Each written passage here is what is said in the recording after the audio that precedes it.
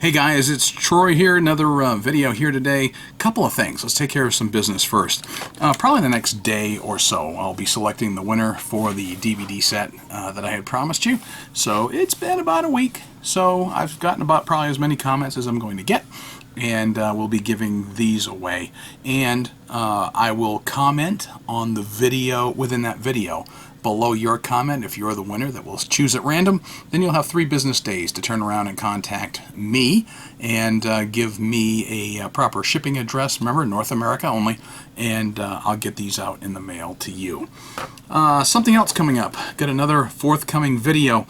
I've been asked a couple of times to do a video on pen cleaning, and you know, I just went through a marathon session within the last week or two on cleaning up a bunch of pens because it was my collection, my wife's collection, and some of my son's as well.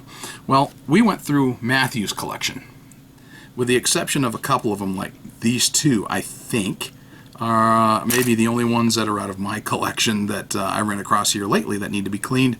All of these are from Matthew's collection that were out of ink or not writing anymore. So I've got a massive pen cleaning session coming once again.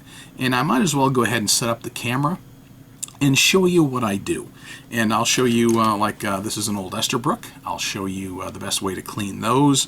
I've talked about them. And most of these are cartridge converter fillers. And because that's usually what's in the lower end, and that's what a lot of what Matthew has here. A lot of these he's picked up at pen shows. People have given to him. I've purchased some for him. But I'll be working on all of these, getting them flushed out real well and put back up and put away in his collection. And just maybe now he won't have so many inked up at any one given time. So I'll go ahead and set these aside as well and get them out of the way. All right, next, to follow up. I was asked specifically to follow up on the pen mail lot that I had picked up all of these together. The last video that I did was on this very thing. So wanted to give you an update in what I've been working on. The Parker 51 that I did, that Parker 51 was still in excellent condition. I actually had one of you viewers contact me and say, I'd like to buy that. Okay, well, that hadn't really crossed my mind, but it was still in really good shape. And I said, all right, you know, I'm not looking to make a killing on it. And here is, I thought, more than a fair price for it. Person agreed, so I've already got the pen. To be honest with you, I've already got it packaged up and ready to ship out.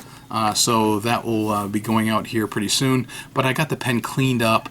I haven't written with it. I probably could have, but I've got it all nice, cleaned, and polished and ready to go. Here are the remaining pens out of that lot. That Schaefer Ring top, look at it now.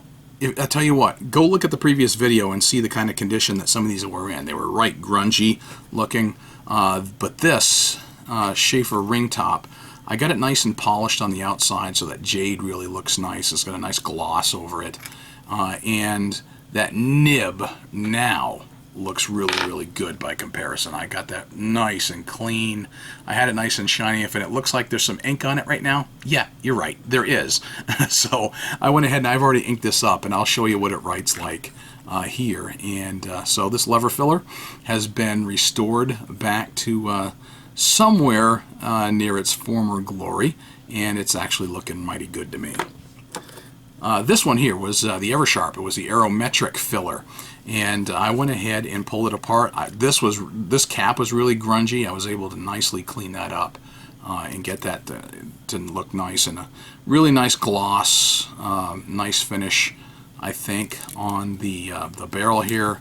And let's go ahead and open it up. And I have not put on the a new sack on this thing yet, but this is what got stuck in this barrel here, this part here, that cage that goes over that sack. So I've got to put on a brand new sack, and that'll be coming up here probably the next day or so. I'll go ahead and work on that and get that done. So let me, what you would do is now that, but that little breather tube should go right down the center.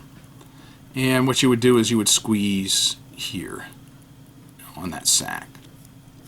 So that's actually looking mighty promising, so we'll see about that. It's a fairly small sack, it looks to be, and we'll see if I have any that'll work on it. Speaking of having the right sack to do the job, that's one of the things about this particular ring top here. When I pulled it apart, I saw that it actually took a number 19 sack. Mighty interesting that I had 18s and I had 20s. No 19 figures. Well, I got I got a number 18 to fit on here rather nicely, actually. So went on without a problem whatsoever. So just something I found. That pencil, this really surprised me how well this polished up very nicely. So I've got that with a nice glossy polish. There are a few nicks on it here that you can tell. You can also tell that I forgot to put my phone and my computer on silent before I push play on or record on the video camera. But this turned out really, really nice. I was really impressed how nicely it looked compared to when I started. Nice luster on that one. The day timer, same thing. You know, a nice clean gloss. I got some of the crud that was on it. Some of the scuffs came right out.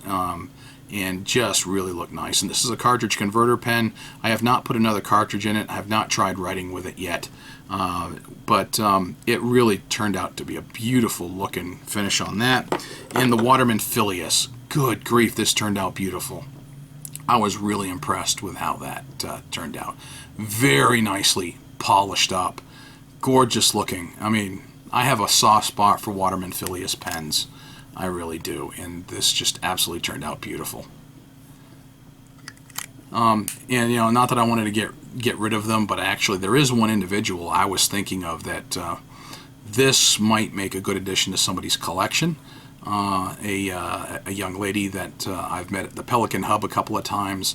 Last time she had said that she was looking to get a Waterman Phileas, and if she doesn't have one, maybe we can work something out on that. And I know that she's a viewer to this channel, so we'll see if she's watching and can contact me later. So that's the update on these, because I was asked specifically to get an update. So let me show you how this one writes right here. I've got my handy dandy pad, and the last restoration, sort of restoration, where I resurrected a pen was that big old Eclipse from the 1920s, that black chased hard rubber pen that I got resurrected. Well, let's see how this Schaefer Ring top. I thought about tearing off this page, but I said, nah, let's keep that theme going. This particular pen actually wrote fairly well. I just wrote a few notes down on the back of some photocopy paper where I do my pen of the day thing. I just kept that from today. If you look at my Instagram feed, you'll see that sheet of paper along with this pen, and I just flipped that sheet over because it was still sitting on my desk, and I scribbled out a few notes with it. So this is a Schaefer ring top without the ring. You can see where it still has the place where the ring would go through. I guess people would be able to wear that on a lanyard. And this is posted, by the way. That's how short it is when it's not posted. Yeah, that's not going to be comfortable for me to write, so I post it. This nice green, gorgeous jade looking celluloid. So if I remember correctly, these are from like the 1930s, I think. I'm just going off the top of my head. I didn't look it up, but this is a very fine line. It's got a fine nib to it. And not only is it a fine nib, it's a rigid nib. Maybe I can get a close-up of what that nib looks like, but you're not going to get any flexibility out of it. It's similar to a Waterman manifold, if you're familiar with those. It is a very rigid yet fine nib, so you're not going to get anything but a fine line out of it. It's actually fairly smooth. It's just a tiny bit on the toothy side, and I may smooth it out just a tad bit. I did check alignment on it before I put the section back into the pen, because I had to talc it up still. I mean, I had to talc up that sack, before I put it in. And so just before doing that, I checked the alignment on it, and the alignment looked perfect on it. So, but this is, kind of what I expect on a fine nib, is just to be a hair toothy, and that's what it is. So I may be able to smooth it out, but don't get me wrong, this thing still writes pretty good. I've got really no issues with flow whatsoever. By the way, the ink on this thing, I used a Waterman Serenity Blue. A bit of cross on that T. So, there we go, folks. That is an update on the pen mail, an update on a forthcoming video, and look in the next day or so to see if you made comments on the Downton Abbey video giveaway to see if you were a winner.